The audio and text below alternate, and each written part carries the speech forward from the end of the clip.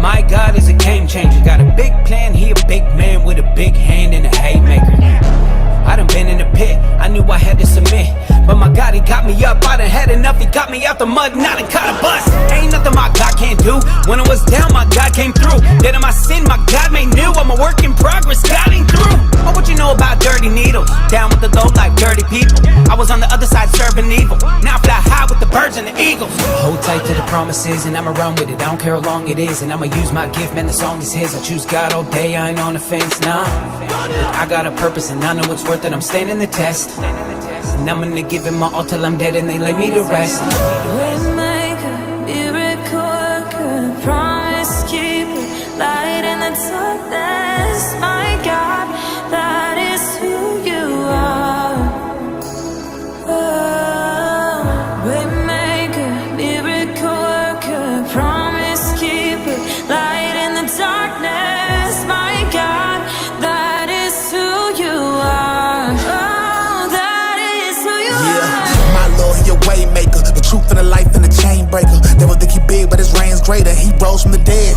This ain't Tupac, cause it took more than a few shots. Romans led his feet to the stake while the Jews watch. After 3 days, and he rose from the tomb. Stop acting like he want us to the door, never you not. Yeshua's my remedy. I was lost till I found him in me. Went from a sinner to him as my centerpiece. He is my sinner, then he gave me inner peace. So what would I care if people hate me? I appreciate it greatly. I'm better on rock, no sin can't break me. You building your house on sin can't face me. I used to bid up a facade, cause I was living in lies. Cause I was tripping, was giving my gift to the world. But now I give it to God. I'm picking a side. I need a remedy to rise. Look what the kingdom supplies. When you let him be your guide, yo. Seen this with hands in the fist in the sky. Moving in our midst, I worship you, I worship you. You are here, working in this place. I worship you, I worship you, 'cause you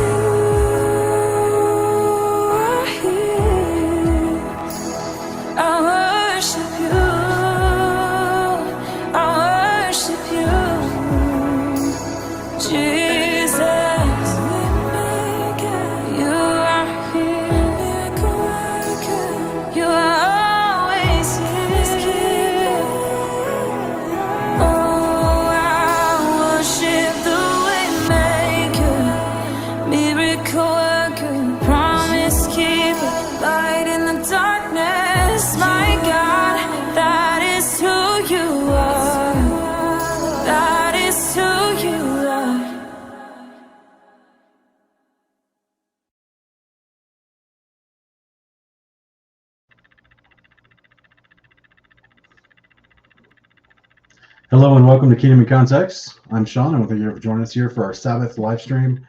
We are, what's going on? Oh, I just thought. What?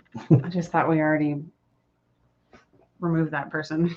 Oh, well, you know, it's the whole, it's probably just another fake profile. So, Okay. Just 1 second. Tyler got it. Just 1 second. Yeah. Tyler, those are not 24-hour mutes, brother. So just remove them entirely if you haven't already.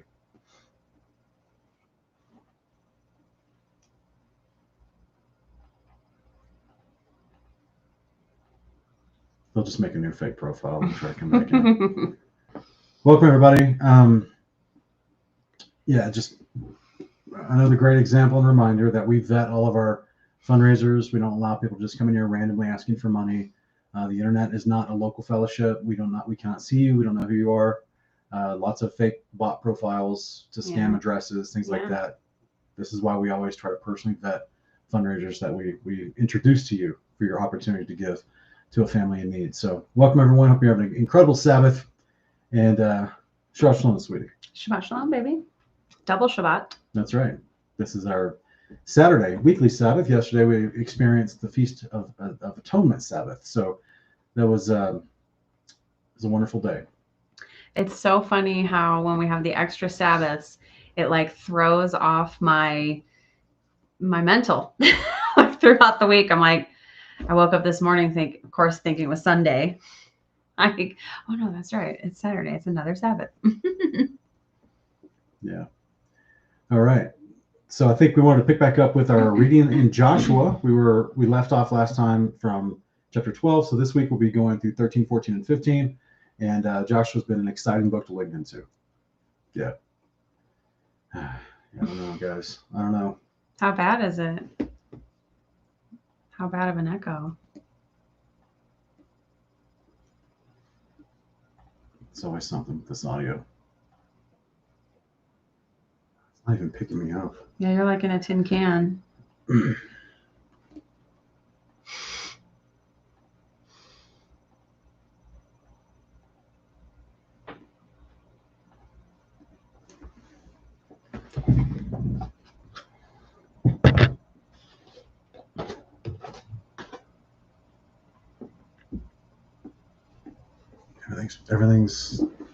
Everything should be fine. We're gonna have to reboot. So, guys, we'll be right back. We got to reboot. Thanks for your patience, guys.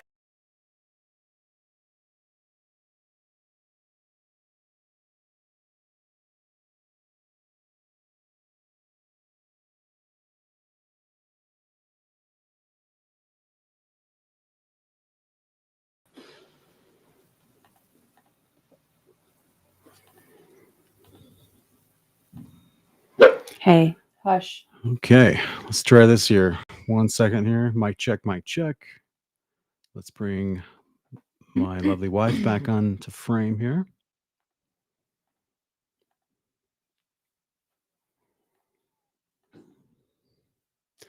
Okay, guys, let us Okay. know.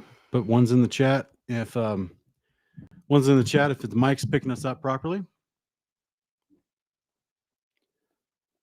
Yep, let us know. Resner. Shh. Okay. Thank you for letting us know.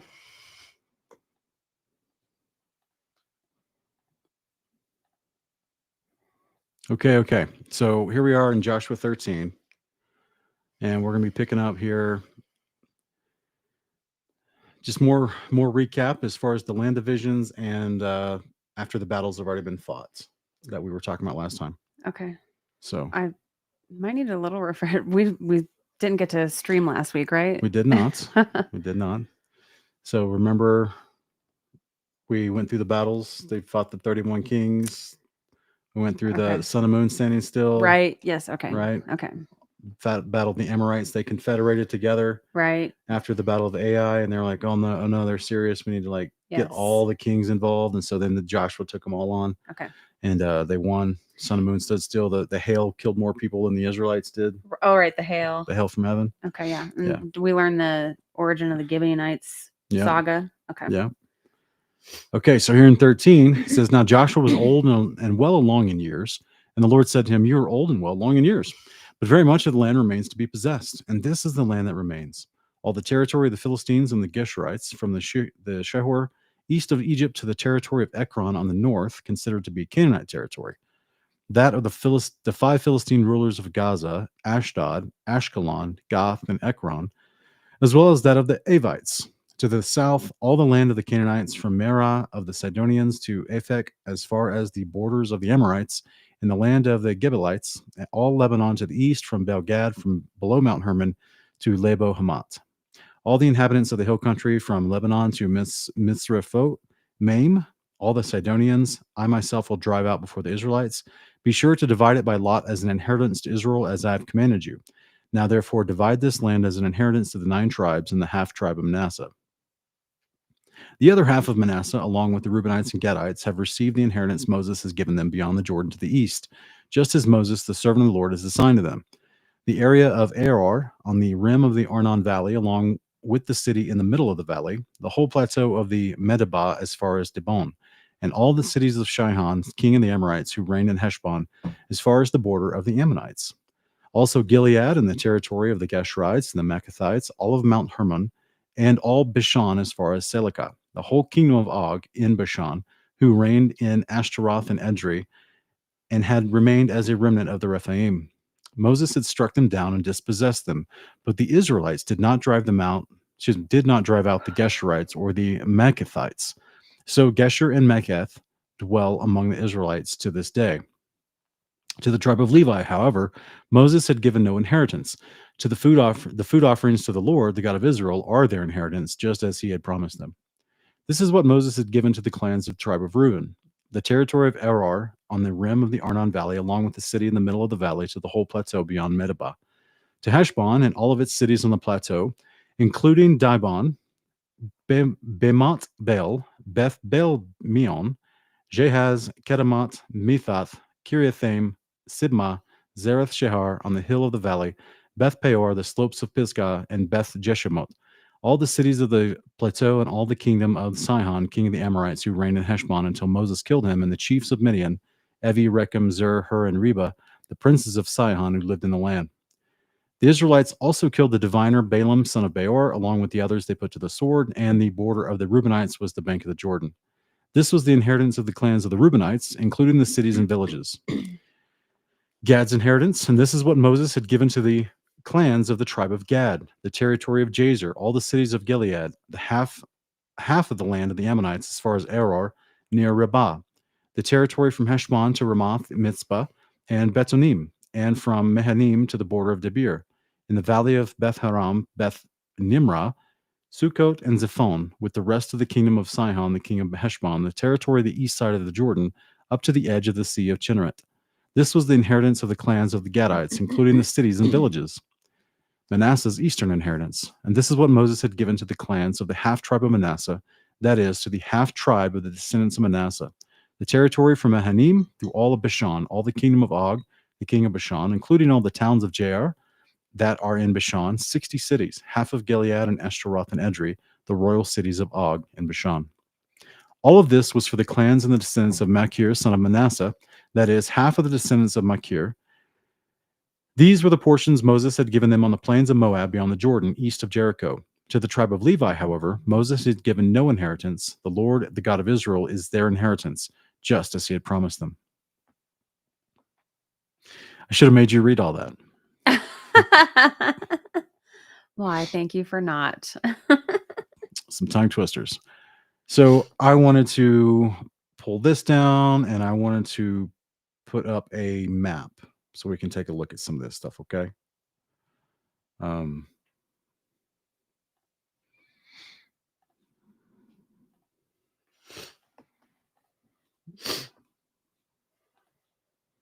Let's do this.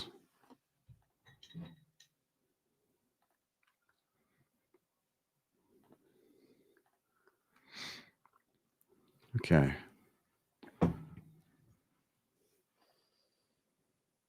No, that's fine. So this is some of the stuff we just read about. So if you can see here, we read about Reuben, Gad, and Manasseh on the east side of the Jordan. Okay. Right there. Okay. Okay. So remember, the plains of Moab was where they encamped to cross the Jordan. Okay. In the beginning chapters of this book.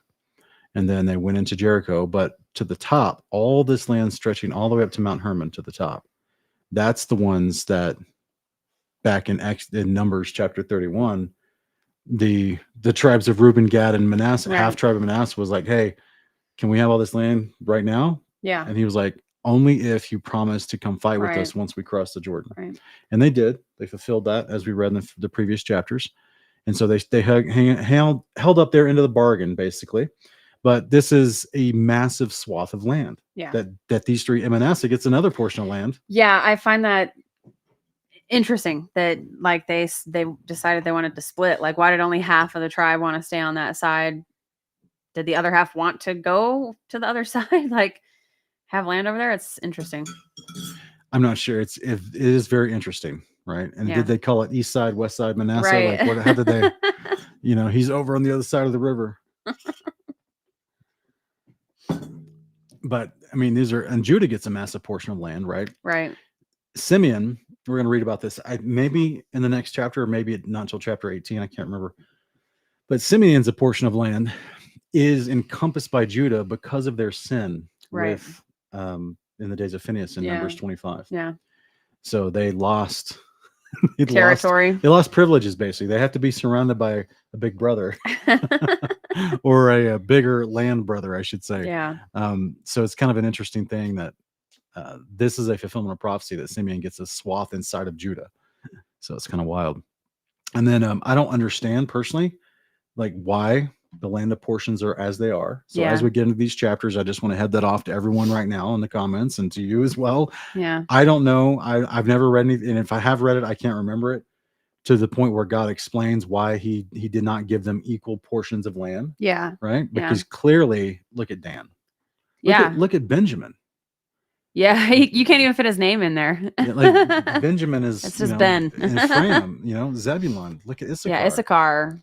Right? I think Issachar might have the smallest. Benjamin's pretty small, but it's just, there's like massive disparities, right? I wonder if it's maybe in order of birth. Like firstborn gets the most. No, because Reuben was the firstborn, right? Gad and Manasseh. Manasseh is the son of Joseph. Ephraim and Manasseh. Oh yeah, they're not even of the 12. Yeah. Yeah. So that's also why idiomatically sometimes you'll see the northern house being referred to as Joseph or Ephraim. Interesting. It just gets kind of flip-flopped, So yeah, I don't understand why, because Reuben, he is the firstborn, yet Judah is the fourthborn. Yeah. And Reuben got half the territory of Judah. Manasseh got as much territory as Judah. You know what I mean? So yeah, it's an interesting breakdown. I can't really explain why the land portions are the way they are, but this is their configuration to start with. Later on, Dan is going to lose in the book of Judges. Dan is going to lose their territory, and then they're going to go up north of Asher near Sidon and steal some territory for themselves up there. Okay. So this is where Joppa was a major trade port. This was a big deal, and they couldn't hold it down, right? So, but as you see, what we just read about Gaza, Ashkelon, Ashdod, Ekron, these cities here along the coast here, those are still untaken. Okay. So they are still literally butted against Philistines, Canaanites, right? So, and this is a part of what we were reading about in the top of the chapter, where he's like, hey, these are the untaken territories that are still ruled by the Canaanites. And so what we see is the Israelites living next to them. Like the Israelites aren't occupying them or trying to absorb them into their kingdom and force them to assimilate or anything like that. Like, I guess it's just, they're just gonna be waiting until the next chance they have to actually drive them out. Thorn in your side. Ah, yes. This is where the term comes from, the thorn in your side. Because they are constantly tempting them to the Baals. Yeah. Yes. While trying to be a point of military obfuscation and threat. Right. Right. Because they were the Philistines is an amalgamation of empires, as we already read previously, and they're a seafaring people, and they're right on the coast with their ports. Right. Yeah. So they're going to get help from Tyre north of them. Right. And Tyre's major trade port, which is a part of it as well. So this is why they are continually, even up until the days of David, they're a problem. Yeah. They're a thorn in the side. Yeah. Okay. As you notice here on the bottom right hand of the map, Edom keeps its territory. Moab keeps its territory. Ammon keeps some territory. True. But some of it was given to Gad, as we just read. And they're descendants of Abraham, right? They are. Okay. They are. But again, they're not the spotlight. But here we are, one of the chieftains of Edom is Job. Yeah. Did he have his descendants that were born after him? Were they righteous? During the days when Moses and the Israelites, as we've read previously in the book of Numbers, when they went through that territory, they were told to not attack Edom. Right.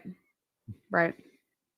So they're not, later they become very unrighteous and attack Israel. Yeah. But at least at this point in history, they seem to be chill. They kind of stay in their lane. Yeah. Same thing with Moab and Ammon to some degree. So it's like Ammon lost some territory there, but yeah. So all this territory above, this was formerly this part of the Gad area and where Reuben is and stuff like that. This was formerly part of the Midianites that it just said, remember Baal of Peor? Yeah. Balaam, excuse me, of Peor. He was killed. That's in Numbers 31. Right. So this chapter kind of like rehashed a little bit from the book of Numbers and some of the conquests of Og, Sihon being Mhm. taken out by Moses, as Mhm. well as the false prophet Baal being taken out by Moses, who tried to stir the Midianites against the Israelites through what we see happening in Numbers 25 with the Simeonites going and taking some of the daughters of the chieftains of Midian Yeah. and causing them to bring uncleanness in the camp and Yeah. plague to break out, and Yeah. 20 something thousand people died. All those people were from Simeon, Right. right? So that's why Moses went up and ended up killing Balaam, was because he was the one that gave counsel for that, as we Yeah. found out later in Numbers. So that's why you have this territory as a hotbed. So at this point, I don't know where Jethro is, because he Wouldn't was he be? priest of Midian. I would think he would be dead by now. That's the guess, right? Is that, Yeah, but where he was- is any other sons, relatives, any other Yeah, I remnants, mean, right? it seemed like he had a grip on what righteousness was, so it does Right. make you wonder. Yeah, and to my memory, he didn't stay with the Israelites. He went back home to Yeah, Midian, yeah. right? So now after 40 years in Midian, has the enemy taken over? Seems to be, because Yeah. when they got up there, they took everything over. There was nobody spared. Yet they Excuse didn't take me. over. The reason I'm pointing this out, not just for you, but for everyone listening, is Yahweh is not going to attack a nation that's righteous.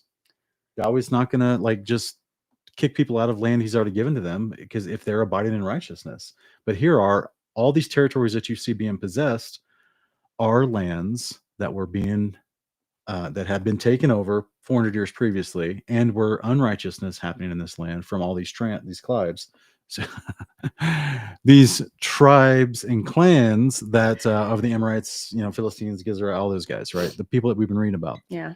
So Aram, that's where Jacob's wife Rebecca, or Isaac's wife Rebecca, came from. Aram, right? Padan Aram. This is that where Padan Aram? This is where it used to be further over to the north where Zebulon is, Mm-hmm. and that's where Jacob traveled up to go visit Laban.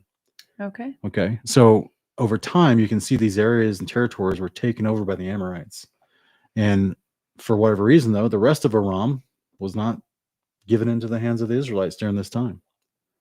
Yet the promise to Abraham was, from the Euphrates, which is on the right-hand side of the screen, out of picture, to the Nile on the left-hand side of the screen, out of picture. Yeah. But even in this current day, the Egyptians still own all this land, which is why it tells us down here, where was it? We read about Baal Peor right here. Mm-hmm. That's down here on the far left, right? That's down at the bottom territories. So, to my understanding, unless I'm mistaken, the slopes of Pisgah, or maybe I'm thinking of a different one. It's Pislaga. It's spelled slightly different. I think it is in Exodus 14, which is close to where they crossed the Red Sea. So the point is, the Egyptians still have control down here. The Edomites, the Moabites still have control to the south. The Arabians, the Ishmaelites would still have control to the south, out of picture. The Aramites, the guys from 2 Kings 5. Naaman was the commander of the Aram, right? That's where he came from. But these invading clans had stepped in and had caused a problem by sedition and stolen all this land. So it's still not the perfect land of promise to Abraham. They're just taking a small swath of it. Okay. So it's just trying to bring some historical context to everyone, because this, I think, becomes a huge point of confusion when you read in Deuteronomy. You read about the covenant promises that Yahweh promises them. Says, when I bring you into the land that I'm about to bring you into, that I've given you and promise, and this is what you're to do, this is what you do. But then you read about the land that's promised to Abraham, and you wonder why, if you actually looked at a map, it doesn't seem to match up.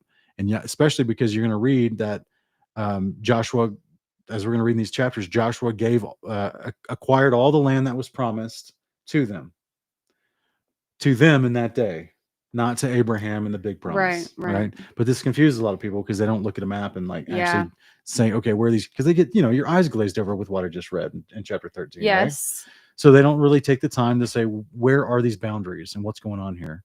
But this helps you understand the gospel of the kingdom versus the specific context of the conquest of Joshua in these days. Right.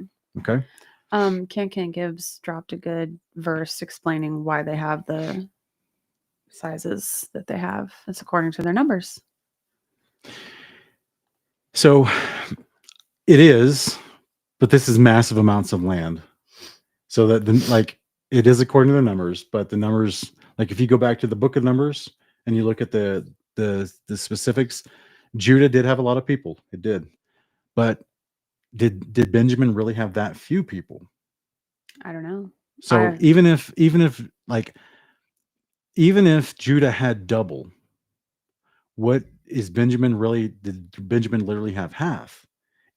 And does this represent half versus double?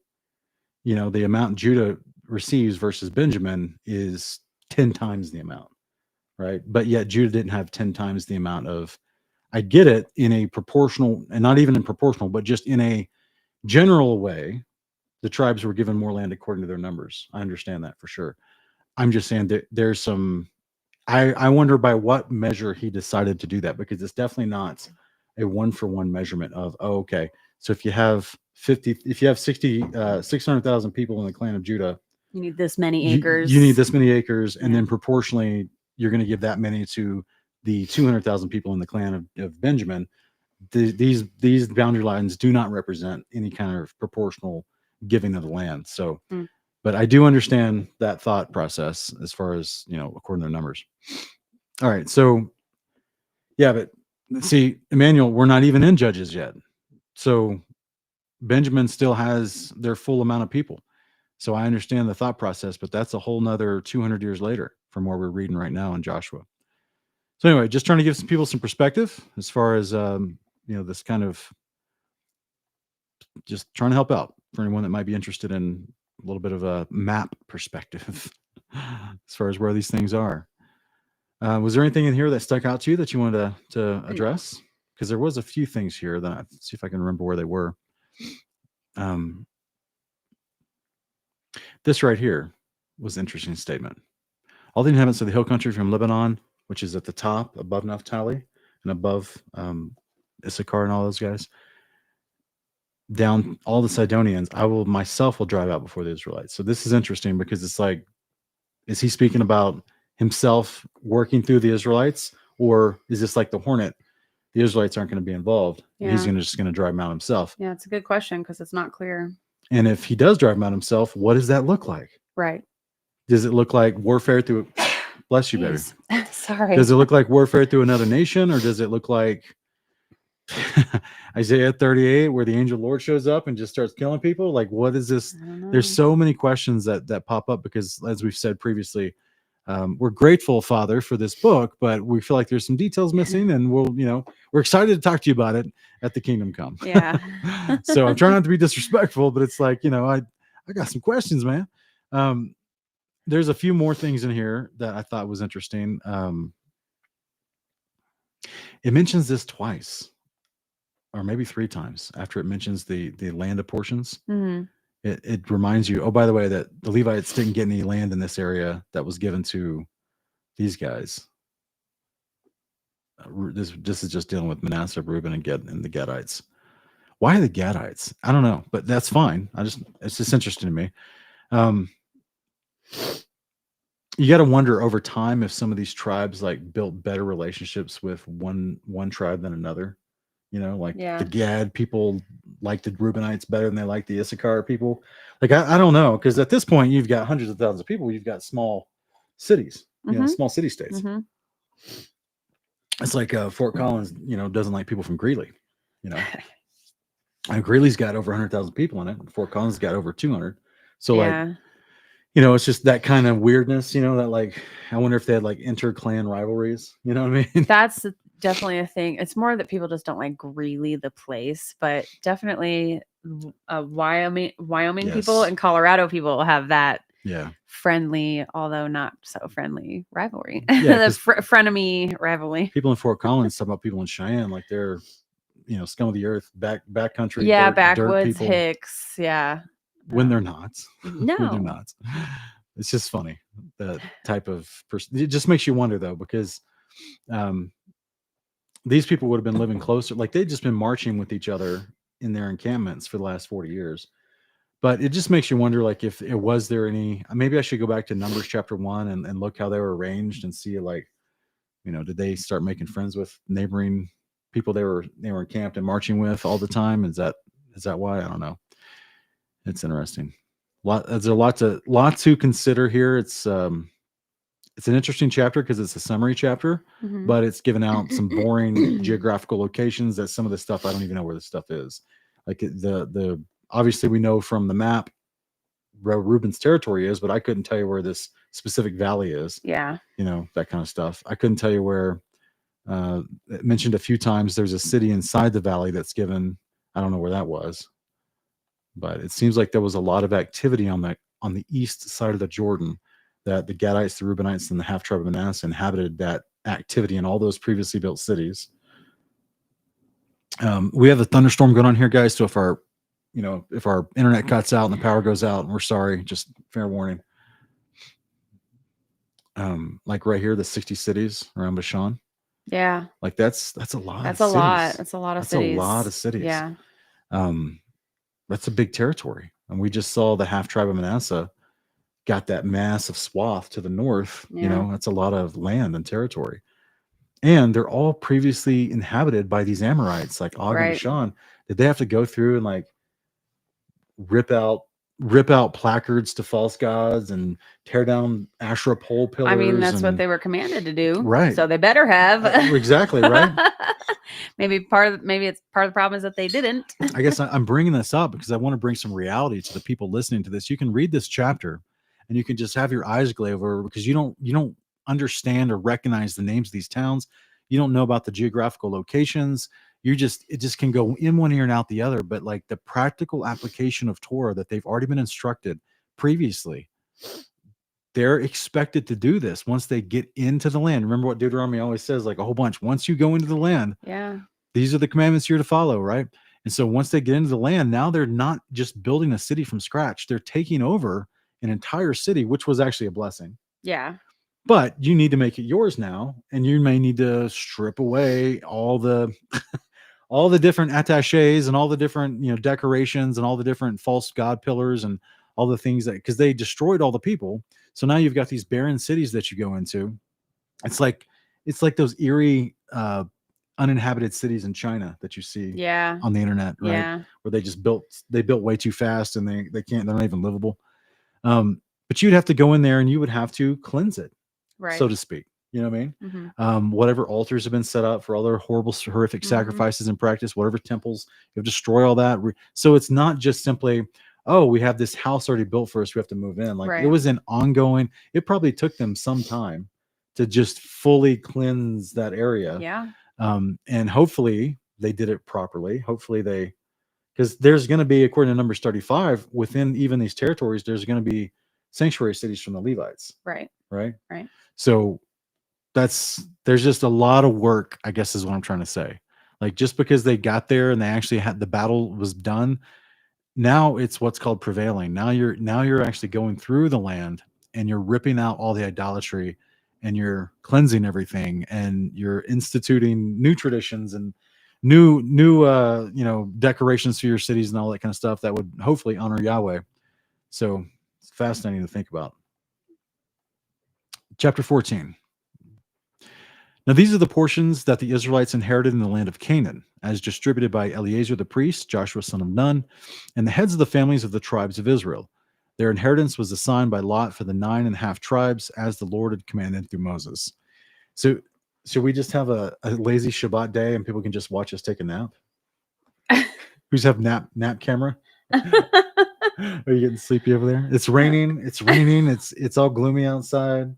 It's quiet in the house. Levi's sleeping. We just could take a nap. Put on some background worship music and just like take a nap and call it nap camera. Anyway, you're gonna be able to say, I'm fine. Yeah? Okay. I was listening to you read. These aren't the most engaging chapters. They're not. Waiting to listen to them, and they're not. The descendants of Joseph became 2 tribes, Manasseh and Ephraim, and no portion of the land was given to the Levites except for the cities in which to live, along with pasture lands for their flocks and herds. So the Israelites did as the Lord had commanded Moses, and they divided the land. Then the sons of Judah approached Joshua at Gilgal, and Caleb, the son of Jephunneh, the Kenizzite, said to him, "You know what the Lord said to Moses, the man of God, at Kadesh Barnea about you and me? I was 40 years old when Moses, the servant of the Lord, sent me from Kadesh Barnea to spy out the land, and I brought back to him an honest report. Although my brothers who went with me made the hearts of the people melt with fear, I remained loyal to the Lord my God. And on that day Moses swore to me, saying, surely the land on which you have set foot will be an inheritance to you and your children forever, because you have wholly followed the Lord my God. Now behold, as the Lord promised, he has kept me alive these 45 years since he spoke this word to Moses. While Israel wandered in the wilderness, and so here I am today, 85 years old, still as strong today as I was the day Moses sent me out. As my strength was then, so it is now for war, for going out and for coming in.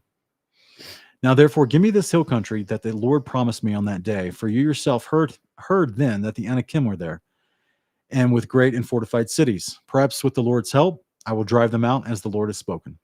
Then Joshua blessed Caleb, son of Jephunneh, and gave him Hebron as his inheritance.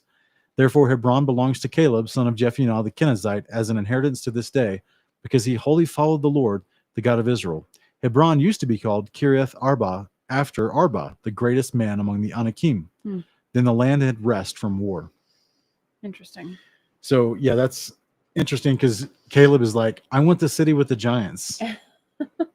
I'll take them out. Yeah, perhaps I can drive them out of here.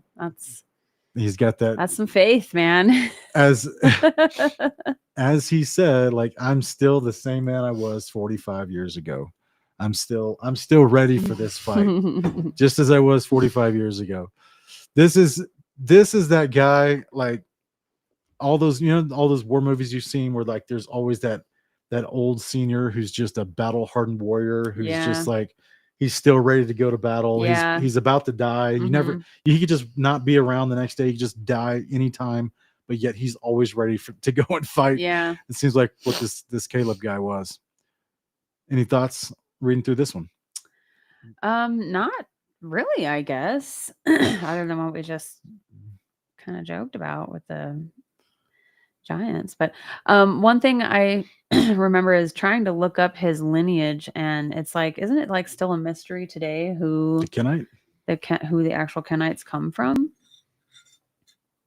Didn't we try to look that up once? And it's like been a discussion among the Jews for I don't remember off the top generations of where who Caleb actually was descended from.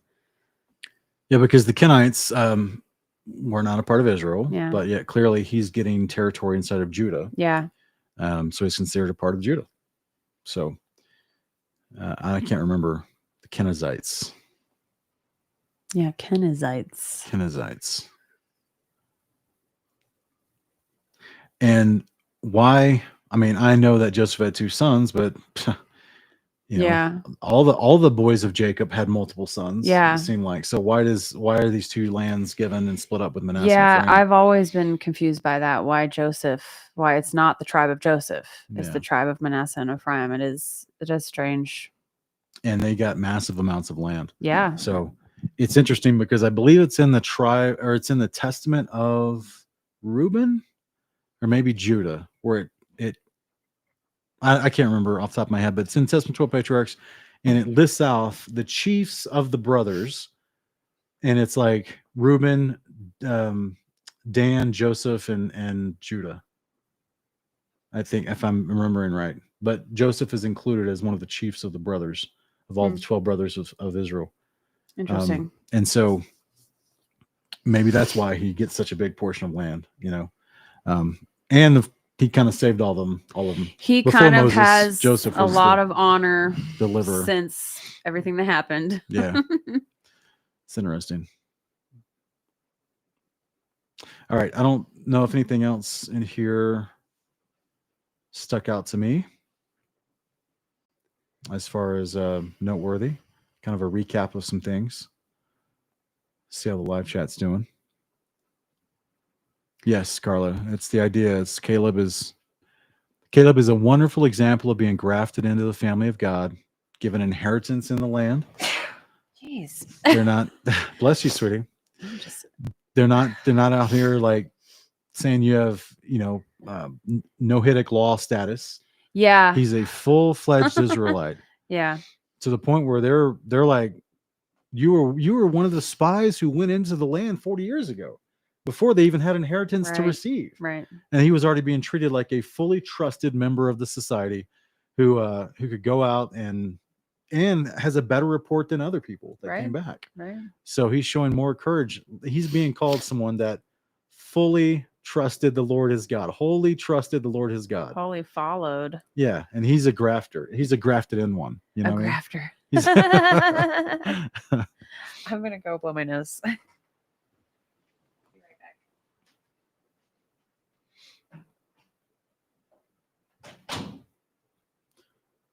Okay.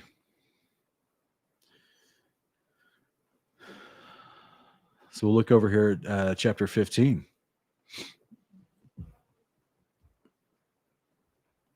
Yes, Beetlejuice, yes. It is by lot. So you have to ask yourself, like, what is the lot? Like, is it the way they through cast lots in the New Testament? Is that the same practice that we're seeing?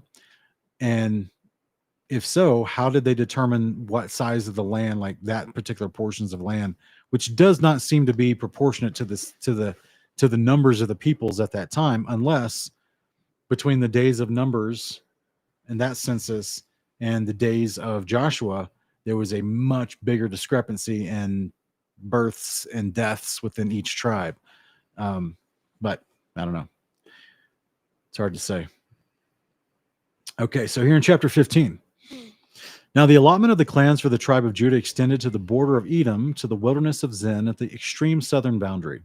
Their southern border started at the bay on the southern tip of the Salt Sea, proceeded south of the ascent of Akrabim, continued on to Zin, went over to the south of Kadesh Barnea, ran past Hezron, up to Edar, and curved toward Karka. It proceeded to Asmon, joined the brook of Egypt, and ended at the sea. I just realized that the window downstairs might be open. Okay. Okay. Oh, I'm sorry. It's okay, baby. She thinks one of the windows is open, so it's raining pretty good here. High winds.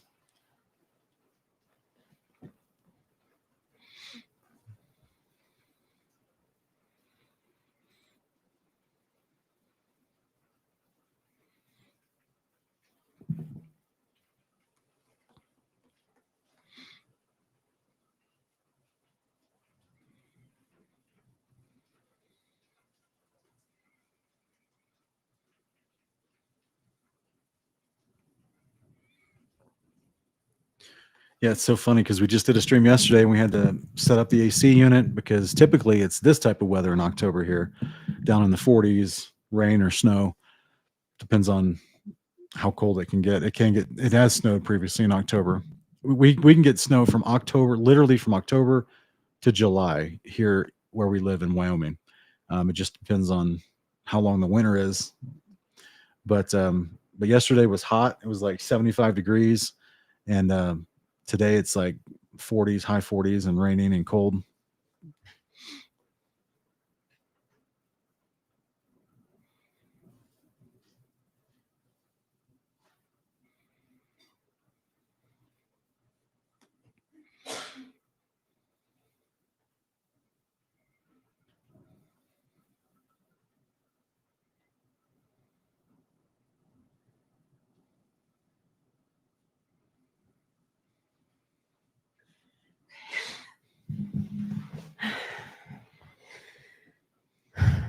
Sorry about that, guys. It just dawned on me. Oh no, it's like really coming down out there.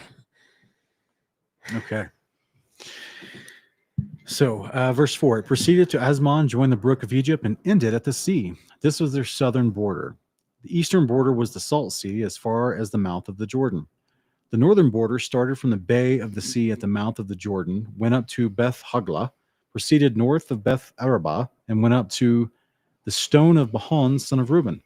Then the border went up to Debir from the valley of Achor, turned north to Gilgal, which faces the ascent of Adumim, south of the ravine. It continued along the waters of En Shemesh and came out at En Rogel. From there, the border went up to the valley of Ben Honim, along the southern slopes of the Jebusites, that is Jerusalem, and ascended to the top of the hill that faces the valley of Hinnom on the west, at the northern end of the valley of Ephraim.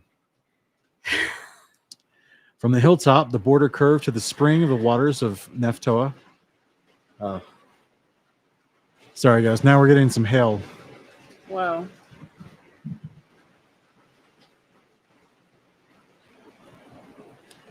Oof. I hope it doesn't wake him up. It's really loud. Goodness. All right. I don't know if y'all can hear that.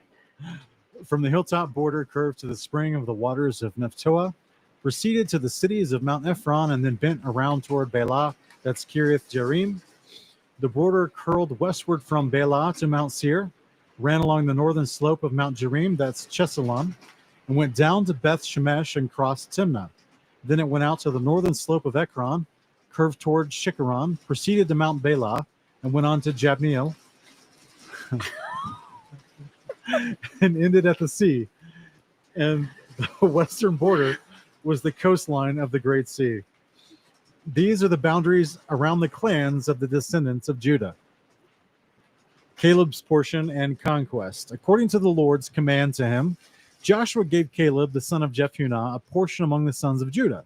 Kiriath Arba, that is Hebron, Arba from the forefather of Enoch.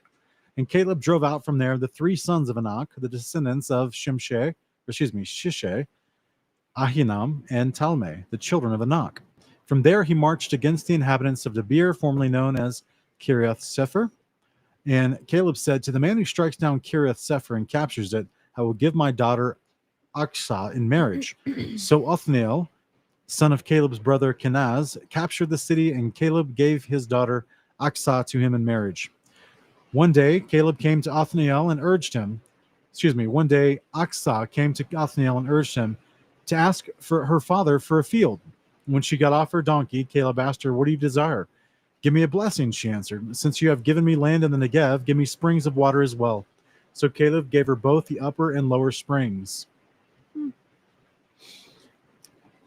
I guess, like, what does that mean? Gave to her. Did they put the deed in her name? Like, isn't that his wife? She is the daughter of Caleb. Right. So like, sorry. So basically she asked for more land beyond Kiriath Arba, which is these springs all the way down in the Negev. Yeah. So is the land put in her name, or is it now given to Othniel specifically? It's saying it's given to her. That's what it seems like, right? Yes.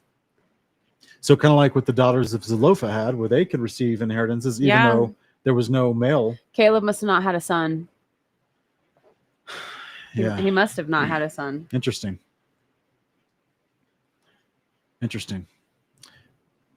Verse 20, this is the inheritances of the tribes of Judah. These were the southernmost cities of the tribe of Judah in the Negev toward the border of Edom. Kazbiel, Eder, Jagur, Kinah, Dimona, Adad. Okay, you're going to read. I want you to read these, baby. I would love for you to read these, baby. I'm getting hoarse. My voice. Okay. My voice. Okay. Kabziel, Eder, Jagur, Kina, Dimona, Adada, Kedesh, Hazor, Ithnan, Ziph, Telem, Bealoth, Hazor Hadata, Kerioth Hezron, that is Hazor, Amam, Shema, Molada, Hazar-Gadah, Heshmon, stop it.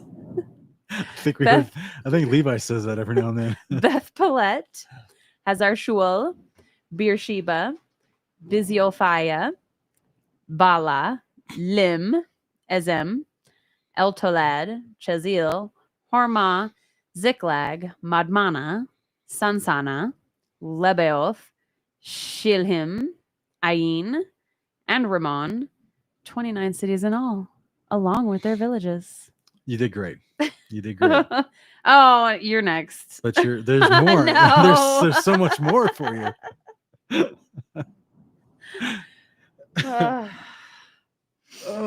Yeah, I really believe Levi's baby talk is just these words. Verse 33. These were in the foothills. Eshtawal, Zorah, Ashna, Zanoah, Inganim, Tapua, Inam, Jamut, Adulam, Soka, Azika, Sharim, Aditaim, and Gedera or Gederataim. 14 cities along with their villages. Zinon, Hadashah, Migdal, Gad, Dilan, Mitzpah, Joktiel, Lakshish, Baska, Eglon, Kaman, Lahmas, Chitlish, Gederot, Beth Dagon, Nema, and Makeda, 16 cities along with their villages.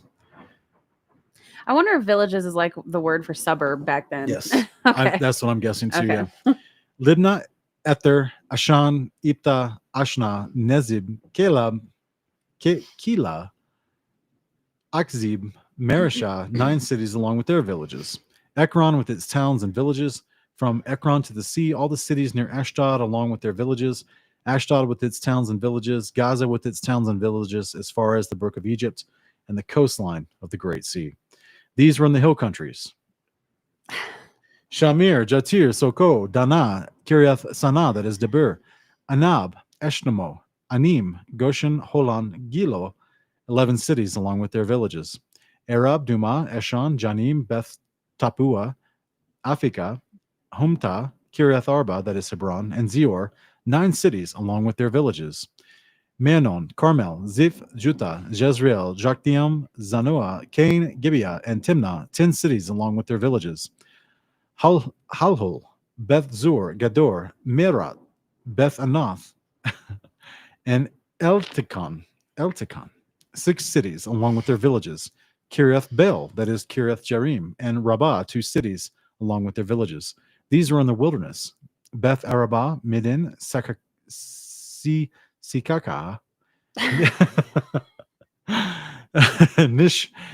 Nibsham, the city of Salt, and Engedi, 6 cities along with their villages. But the descendants of Judah could not drive out the Jebusites living in Jerusalem. So to this day, the Jebusites live there among the descendants of Judah. So why not? So here's my question. You just fought a battle against the confederated armies of the Amorites. Yeah. You can't get the boys together to fight one city of peoples? You're just letting Judah do it by themselves?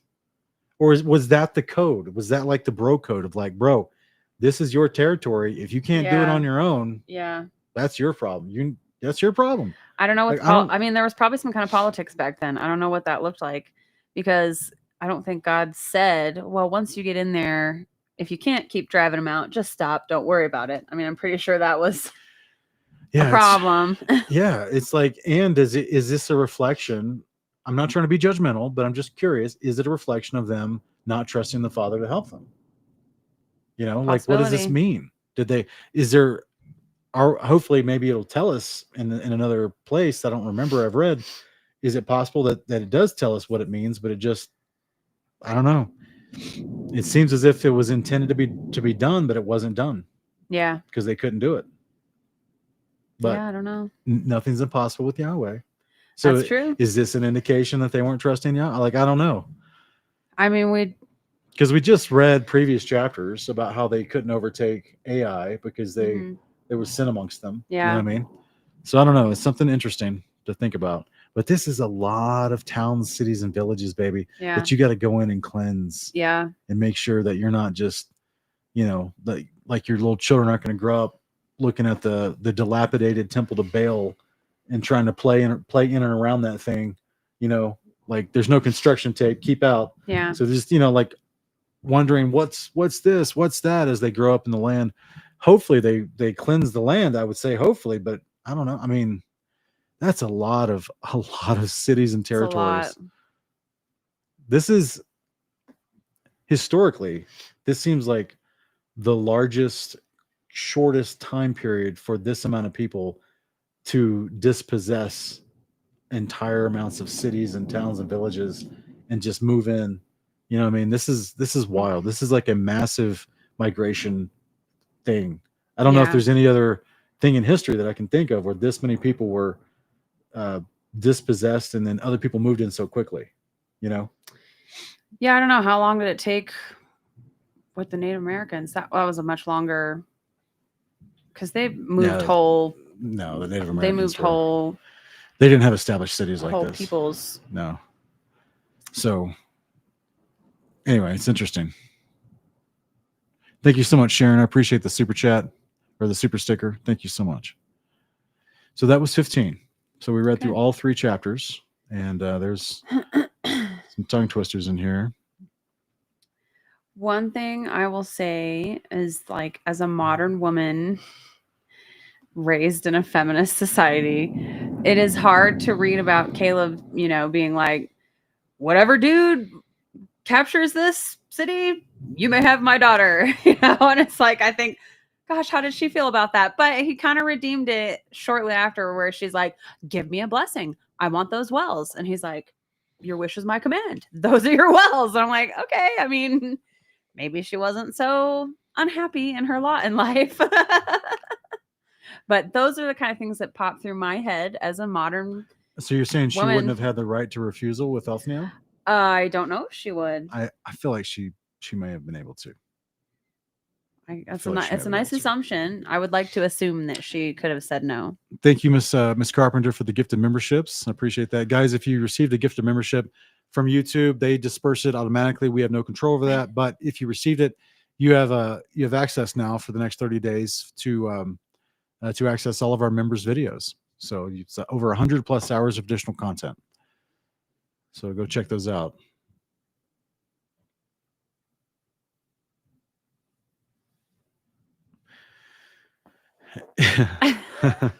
Yeah, that is a question that pops up in my mind. That popped up in my mind when we was reading this. Was like, what if nobody wanted this girl? Like, surely she was desirable for this to be a good thing. Like for someone to take up the challenge and go after that. Yeah, it sounds like she might have been a prize at Beetlejuice. Yeah, it was really good timing, wasn't it? That's just the thing that, you know, it's just something my mind naturally, I wonder about those things when I read these parts of the word. I mean, they can be tough for us women to read and digest and imagine going through, you know, in a society where our marriages in our society are generally, the idea is to build them on love and like be attracted to the person you're marrying and love things about them and get to know them first and all that kind of stuff. So it's like, it is very hard to read about the arranged marriages Oh, come on. back now. then. You know, there's a ton of women, even in the modern day society, that just marry for money. Yeah, no, that's why I'm saying generally the idea is to build Sure. a marriage on love and to feel love and attraction to a person. So I'm not saying that people only get married for those right reasons these days. I'm just saying marriage is a different institution these days, where back then it was very clearly about business and relationships and authority and hierarchy and reward, you know, that kind of thing. So, you know, I don't know how much women thought back then, oh, but I don't love him. You know, I don't know if they had those thoughts like we women have today, because we are taught a very different version of marriage where you're supposed to love the person, meet them, know them, court with them. And we call it dating in, you know, modern society, but it's just a different practice of going about marriage that we see in the scriptures. I mean, it's clear. I get it, sweetie. You know? it's a practice that was there, but I do believe that they understood the concept of love, that they had affection for each other. Yeah, I'm and I not don't think saying they were all I'm not just saying they didn't. loveless Obviously, marriages. Jacob loved Rachel so much he was willing to work 14 years for her, and they seemed And but a few days. Leah loved Jacob. Yeah, I'm not saying that, Yeah. but also the way that their marriage happened, Leah and Jacob's marriage, like, Right. you know, so there's some unions in scripture that are, you know, they make me wonder. They make you, as a woman, I just wonder how I would feel in those kind of situations, you know? That's all. I'm not dogging anyone. I'm not putting anyone down. I didn't say you were. I didn't think you were. Okay. What do you mean by that? I just I just mean like I just think that we have examples of love in the scriptures of people, Yes. of male and female being in love with each other. yes, I'm not saying we don't. As few times as I ever defer to the Song of Solomon, like that is you know the joke about the Song of Solomon is that it's a romantic type of erotic love that's being expressed between people, especially chapter 5, where the girl is in bed and her suitor tries to see her at night. She doesn't want to get up out of bed because she's already washed her feet and tucked in the covers, and then she finally does, and then bad things happen to her, and like that whole concept of of romance and courting like that. But Yeah, I wonder about if that kind of thing can be superseded if the father's like, no, I've got some dude I want you to marry already. Like, what was that conversation like? So it makes you wonder, because you don't get a lot of explanation in the scriptures. I definitely would like to assume there was a conversation like that. I mean, we know when Abraham sent his servant to get a wife for Isaac, the servant literally said, "What if she doesn't consent? Like, what if she doesn't want?" And they're like, "Then no." So like when we see it on the side of our righteous forefathers, when we get to see it, which is very rare, I mean, it seems that there's consent involved on the women's parts, but I mean, how much consent does a woman who's like taken captive really have? I don't know. Those are the questions I have as a woman. I can't help it. Well, the women taken captive in Israel, according to the law, they didn't have much opportunity. They had to shave their heads and mourn 40 days. Was it 30 or 40 days they had to shave, and then they could be married to someone within Israel after that, or to the person that took them captive, basically. Yeah. Juan, thank you so much for gifting all these memberships out, man. I appreciate you. That's a blessing, bro. Thanks, brother. So I guess there's, my ladies out there know what I'm talking about. Okay. Y'all know. Y'all have the same thoughts when you read it. The difference is I don't turn into an actual feminist and just condemn it and act like I'm above it. I just want to understand it better. That's all. I just want to understand it. Would it be more understandable if the father and daughter had some sort of agreement, like they had a discussion and agreement about it? Yes, if we could actually see more of the women's voice in the process, that's what I would like to know. That's the part that I would like to see, because that's the part that I don't know. Do you feel like the fathers in ancient days of past, men whom are the same as men are today, do you feel like they would there would be peace in that house if that father was just like, I don't care what you say, you're going to marry this guy because I've given you away? I think once she's out of his house, there's peace in his house. I don't think I'm not sure.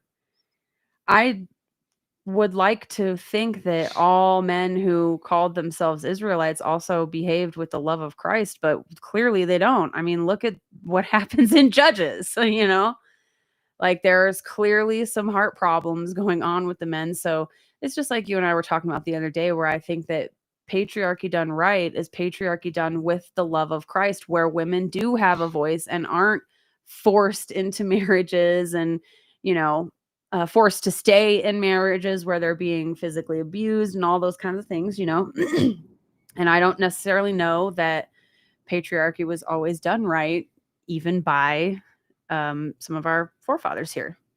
I don't. Well, of course not. We know that everyone is still learning Torah and struggling with the right heart of the Father, and we don't assume that every person in the Old Testament, just because they were Israel, were doing loving behavior at all times to all peoples around them. We don't assume that. I'm just saying, it would be a surprise to me in the ancient times for people that are genuinely trying to follow God and adopt the love of God in their life, that they would treat their daughters with such disregard and no care for their happiness and welfare of their daughters. Right. I hear you, but Jacob was going to marry Dinah off to her rapist. And he's like one of the most righteous guys ever. So I can't help but notice those things.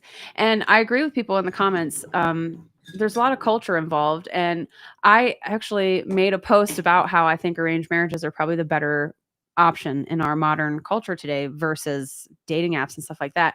But it wouldn't be arranged necessarily in the sense of like they do in India, where people are picking spouses out when their kids are still 5 and 4 years old, and it's just like, from that time, this is who you're going to marry. And divorce rates are low in a place like that because it's still a culture where divorce is fully shamed. So it's not necessarily that divorce rates are low because people are happy in their marriages and fulfilled or anything. So I'm not, I personally think that in arrangement like we see with Abraham and his servant, where we will go and try to arrange a marriage, and if the female says no, then the marriage is not arranged. So like I'm down with that kind of arranging, but some of the other stuff I just wonder about, that's all. I'm not trashing anybody. But some things make me raise an eyebrow and think, how could I do that? How would I feel in that situation as a woman? Yeah. Yep.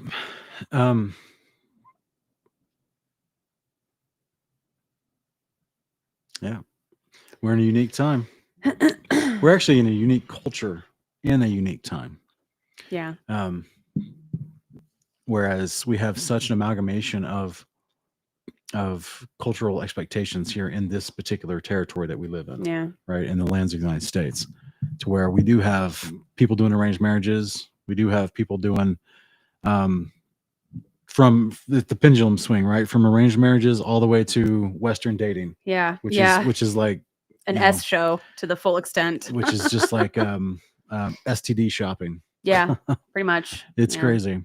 So yeah, there's a lot to be said there. I think I would hope that in the past, amongst Israelites following God's law and trying to adopt God's love as God exhibits it, that both the male and the female being arranged for marriage would be evaluated by the families, so that you would know that, okay, this is a solid dude. I'm not just giving away for political purposes for some weird reason, but that it's an appropriately arranged marriage for both of their happiness. Otherwise, who's going to suffer? Potentially a lot of people's going to suffer, right? Not just the children in that potential marriage, but also everyone around them would suffer. So, and I guess it would be some kind of expectation of both at what age they got married. We don't really get to see that. Like, what was the minimum age they were allowed to be arranged? Yeah. As well as the maturity levels of the man and the woman, of like, are they exhibiting the proper duties to be able to care for the wife? And is the wife exhibiting a sense of maturity to be able to understand that marriage is not every day you're just blissfully happy, and that you have to adjust your expectations as you learn and grow together. So it just makes me wonder if any of this kind of discussion, which is wisdom, which is in his word, if that kind of stuff is adopted and talked about by the average household family in ancient Israel, Yeah, it seems like that was the whole purpose. Because I'm pro arranged marriage in that sense, where your parents are fully involved in this decision in the sense of guiding you through it and helping you maybe see red flags you wouldn't otherwise see because you're not as experienced in life, and those kind of things. Having your parents to kind of look around the corner for you. That's the kind of arranged marriage that I would love to, be able to do for Levi. But yeah, apparently I'm wasting time on nonsense by sharing my thoughts. No, that's not. That just don't. I just, don't let the trolls. Don't let the trolls get you, baby. Don't. For one, if you read Jubilees, the situation with Esau and Isaac and Jacob coming in and taking the male form, and that was Rebekah's instruction from Abraham. So it wasn't even Jacob's idea. It was him following instruction from Abraham to Rebekah to make sure he got the blessing, because Esau was not right for it, and Isaac was unrighteous in wanting to give it to Esau at that time. So this takes a little bit more study in that. This is actually something we talked about when we reviewed that story from Jubilees, and how modern Judaism does portray Jacob as this horrible, deceitful person. Yeah. And that's just false according to the scriptures. Yeah. No, I think he had other shortcomings, like I talked about with his daughter and his unwillingness to fully protect his daughter. That's where I see his shortcomings. But because I know Jubilees, obviously I know he wasn't just some deceitful liar. But I just don't understand why people need to be rude. I just don't get it. It's all right, baby. Just guys, try to maintain a love walk in the live chat. Otherwise, you'll be put on mute. So, does anyone have any questions about any things we read earlier from these chapters 13 through 15 of the book of Joshua? Yeah, there wasn't much today. There wasn't much. Caleb mentioned in both chapter 14 and 15, getting that land inheritance, having all the lands displayed, or not all of them actually. And we haven't got to all of them yet. There's more chapters with more cities and towns to talk about. But it's just a fascinating thing, because they're taken into the heart of their enemies. There's still enemies all around them, and this was their test. Their test was, can they be set apart? And this is our life today, guys. Can you live where you live, knowing that everyone in your town, your city is not trying to follow God like you are? Can you do that? You know, you are everywhere you go, you are living a modern example of what we just read from these chapters. This whole concept of the Israelites taking this land and going in, and then once they set up shop and they live there, they're still amongst their enemies on every side. And so how do they respond? And we see over time they're worn down and dispersed again because they just couldn't handle it. So this is where I would encourage everyone. That was over hundreds of years, beyond the lifetime of one person. Yeah. But you, within your lifetime as one person, you have a choice. You can maintain righteousness. You can maintain the peculiar ways of our Heavenly Father, the Almighty, and not blend in with the culture, not become so lost in a chase for money, wealth, or power, or pleasure that you forget the ways of the Lord your God and that you fall into reprobate sin. Instead, you can remain righteous, dedicated, wholehearted to his ways, living amongst people who do not care about it and who look at you as you're crazy for doing so. You're trying to put on the mind of Christ. They think you're crazy for doing so. But I would just encourage you guys, these parts of the scriptures are super relevant for us today because we're living their experience right now, whether people realize that, you know, that bird's eye observation or not. You are living their experience. Like we live in we live in a town that there's a lot of people here that are not trying to serve God. It's the political makeup of the town, you know, just the way it goes. And it's not even a big town. So that's just the way it goes. You know, we have to constantly remember to be set apart, to walk in faithfulness to Yahweh, to show love to others who aren't there yet, and try to be a light to those who have no clue what we're doing and why we're doing it, you know?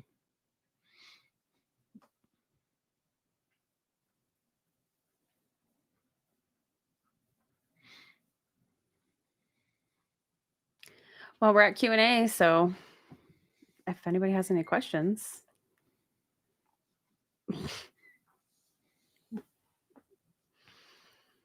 James, is that some new age version of Pig Latin? No, baby, that's King James only.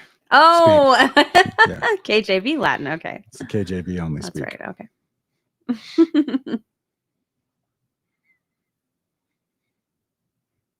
I didn't see any questions earlier.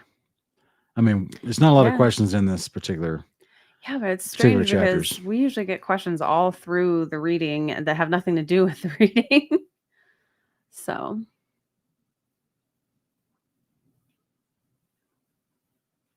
I do like to think about the comment I was responding to, aside from saying, why waste my time on such nonsense, but was saying it doesn't matter what you would do. But I feel like that's part of what we're doing when we're reading the scriptures. I thought part of it was like reflecting on, could I put myself in that situation and be faithful to the Lord through all of it? You know, like, I don't think it's nonsense to like consider what you would do in some of these situations that we see other righteous people in. You know, I mean, I'm pretty sure that's the whole purpose of us having it all recorded for us, to learn from, you know, their actions and behaviors. So yeah, I think it's beneficial to put yourself in the shoes of the people you're reading about in the Bible and think, wow, could I be like that person? I don't know. It's a challenge, you know, to your own walk.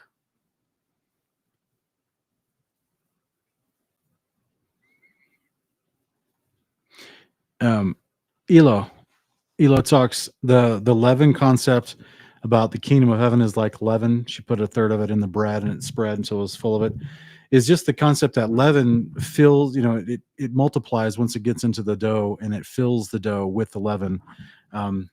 And so in that analogy, the kingdom of heaven is like that, right? Where it's going to be inserted at the millennial reign, and then it's going to fill the world with its beauty, its love, its ways, which is the commandments of God, its kingdom constitution. And in the same way, we're, you know, through Christ Jesus, who's, you know, he's the high priest over the church as it is right now. He's also, through the work of his Father's Holy Spirit, increasing the leaven within all the people who will inhabit the kingdom as, more and more, more and more believers throughout time come into the kingdom of God in faith and belief right now at the resurrection, literally. And so then at that point, everyone, the rest of the lump will be also filled, as well as the same concepts of the leaven being the word of the God, and repentance, bringing in more people into the family of God, continues to spread throughout all of humanity until at the end of the story, the entire lump of dough is full, right? So that's my understanding of how that works out in that parable. Tracy's asking, how do we tell the difference between someone that's born native to the land versus an Israelite born in the land? Someone that's born native to the land to a person that's born Israelite in the land. So they both would be considered native, but yet it depends on, like, the Gibeonites. Did they graft in? Were they still calling themselves Gibeonites, or were they calling themselves part of whatever tribe they were now a part of, which these tribes just took over those territories? So the difference would be, if they maintain some kind of difference back then, so to speak, if they made some sort of record of, oh well, he's a, what was the tribe? Was it the Gibeonites? They were the ones that were supposed to cut the wood and carry the water. Yes. So then they were clearly marked Mhm. as these are the woodcutters and the water carriers, and they're from this particular descendancy and tribe. Yeah. And can they graft in? Yes, but they still had a job to do as a result of of the deception that they pulled, right, for this bad covenant. So I don't know how we tell the difference in modern and modernity, because it's not the same scenario. So clearly in those days, there was a difference that they could tell, but that's in that specific context. Like with the Gibeonites, it was clearly going to be, who's carrying your water and cutting your wood? Well, that's, I'm guessing women would carry the water, men would cut the wood, but either way, like, that was an easy way for them to tell the difference. Otherwise, they either assimilated or they would have friction and problems, right? This is why, like, the people of Ashdod, Ashkelon, and Gaza were a problem, because they were amongst the Israelites in the land, not grafting in, not worshiping Yahweh, still worshiping Dagon and Baal, and trying to make war with them, with the Israelites. So I guess if you want to maybe specify a little bit more with your question, because I don't know what you mean by we today, because we today, there's no, we don't abide with these standards and these types of things in this context we live in today.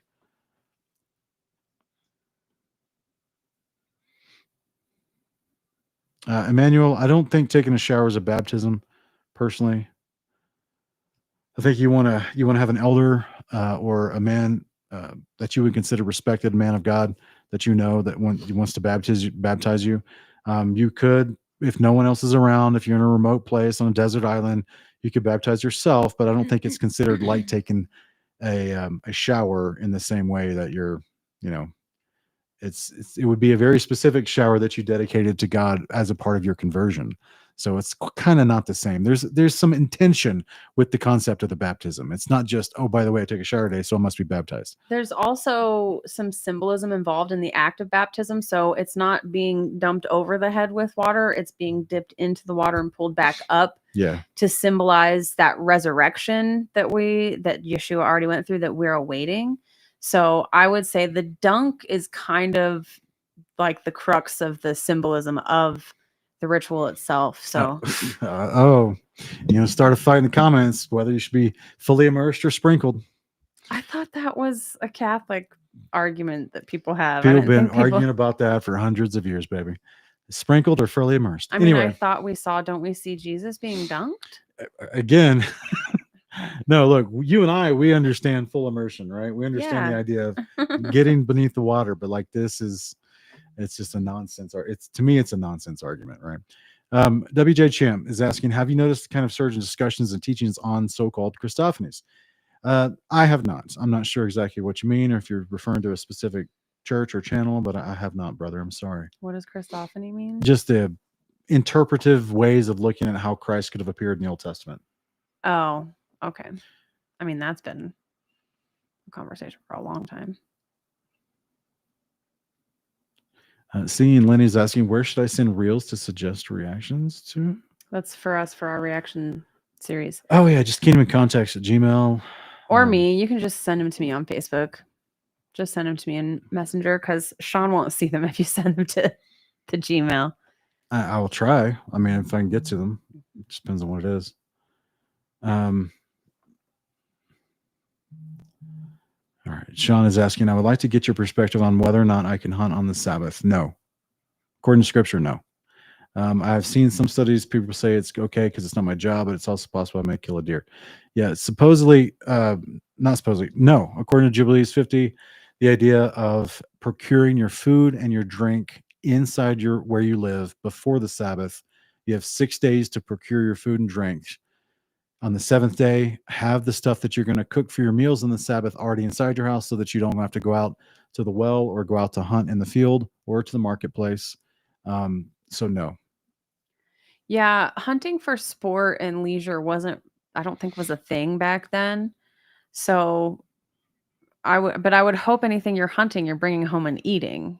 If you're actually if you're out hunting deer. I mean, catching and releasing fish is one thing, but so that would be gathering and preparing your food. So we're supposed to do that before the Sabbath starts. So even if it's out there for sport and for fun, I mean, you're eventually going to eat that deer, right? Like you're going to process it. You're going to do what you need to with it, eat it. Yeah. The concept of things being killed in self-defense is a different topic, but as far as going out to hunt specifically, you remember the Sabbath is a preparation for the kingdom come. So when the New Jerusalem descends to the earth and the resurrected live inside the kingdom of God, all your food and drink is already procured and brought into the kingdom of God for you already. You will not have to go and get it, right? You will not have to go eat it, procure it, like that kind of, you're not going to have to go hunt. You won't be hunting. Isaiah 11, there's no harm or hurting on animals in the holy mountain of God.